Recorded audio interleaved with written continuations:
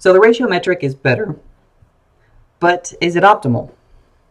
So we don't know yet. We just know that it's better for this one example. So here's our claim that we're going to try to prove. Criteria 2 is optimal for minimizing the weighted sum of completion times. And let's prove this using a new technique for us, an exchange argument.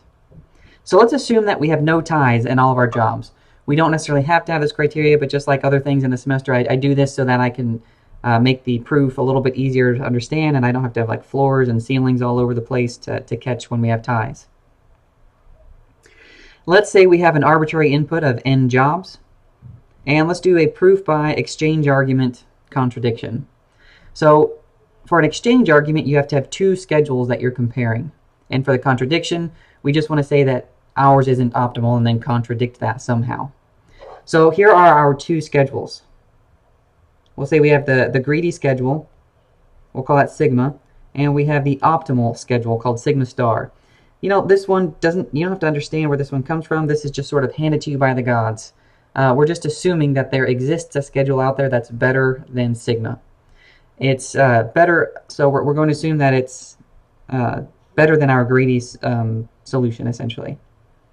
So to perform this contradiction, all we have to do is show that our solution, sigma, the greedy one, has to be better than this optimal solution out there. So that would be a contradiction of the optimality of sigma star and show that ours is better. Meaning that you can't come up with any schedule, can't be given to you by anybody, and have it beat the greedy schedule. Alright, so we have our two schedules, and we, again, don't have to do this, but let's assume that the jobs are going to be scheduled in order of 1 to n. What that means is the ratio of job 1 over d1, sorry, the ratio of p1 to d1 is the greatest ratio. That's not really a hard assumption to create, because if they're in a different order, we can just relabel them such that they are now in the order of 1 to n. So what that means is our job, our schedule, sigma, is just the jobs in order, 1, 2, 3, 4, all the way up to n.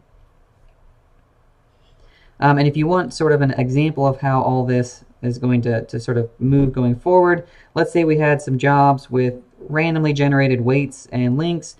We would come up with their ratio, and then this would be sort of the relabeling. So we can just relabel the jobs and say whatever had the highest ratio is now job 1 to make that assumption hold. All right, so for sigma star to exist, that means it has to differ from sigma. So if our greedy schedule is this, just the jobs in order of 1, 2, 3, that means that sigma star has at least 2 jobs that are not in that order. So for example, it could be 1, 2, 4, 3, all the way up to n. It has to differ somewhere. And what does that mean for it to differ?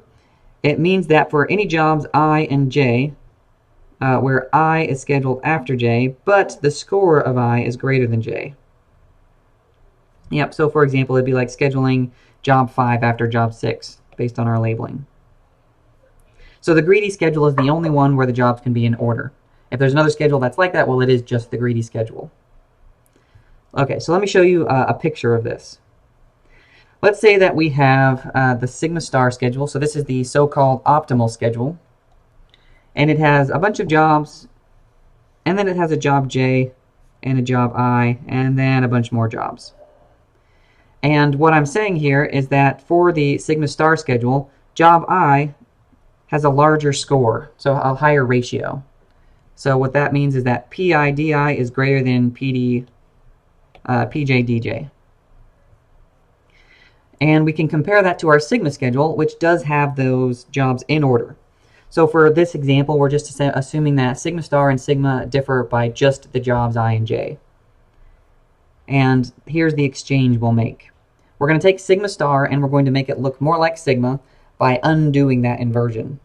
So we're going to schedule I in the order that the greedy schedule says it should come. So order all jobs based on the greedy scores.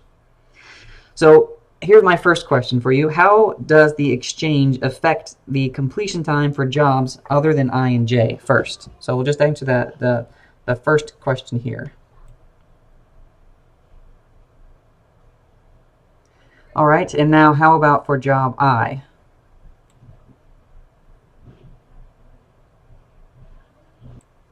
And now job j.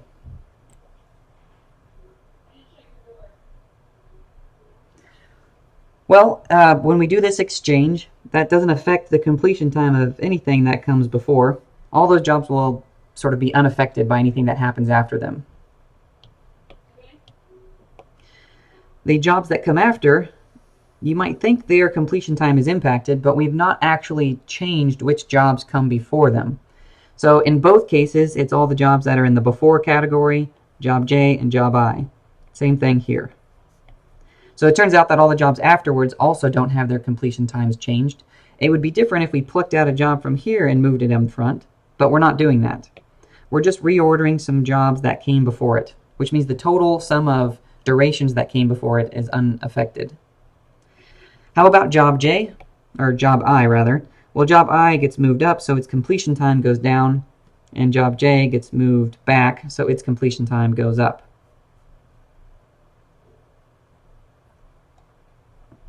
And in the final video, we'll look at what's the weighted sum of completion times for both of these schedules.